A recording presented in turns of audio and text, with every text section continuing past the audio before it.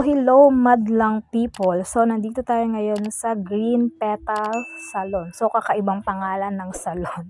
So, favorite color ko siya, kaya na-attract ako. So, itry natin tong salon na to. So, pasok tayo sa loob. So, ayan na nga, nag-start na, linisin ng aking paa. So, paa lang ang pinalinis ko muna, madlang people. Dahil nga, maglalaba pa tayo guys, sayang ang ating manicure pag magpalinis tayo sa kamay. So, balak ko itry yung nail extension.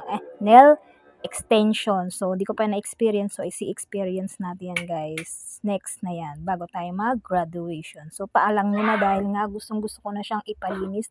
Dahil matagal na, simula nagpalinis ako ng paa at gustong-gusto ko na talaga siyang kalkalin. So, ito nga, na-attract ako dito sa Green Petal Salon. So, ayan, ang ganda ng kamay ni ate. Magaan siya. Kaya kung gusto nyo itong itry, puntahan nyo na to dito sa harap ng Uniwide. Ito ang Green Petal Salon. So, kung bago ka pa lang dito sa aking Facebook, please don't forget to subscribe. Ayan, o follow. Hanggang dito na lang mga madlang people. Ayan. So, kaya dalaw na kayo dito. Bye-bye! Thank you for watching! Thank you.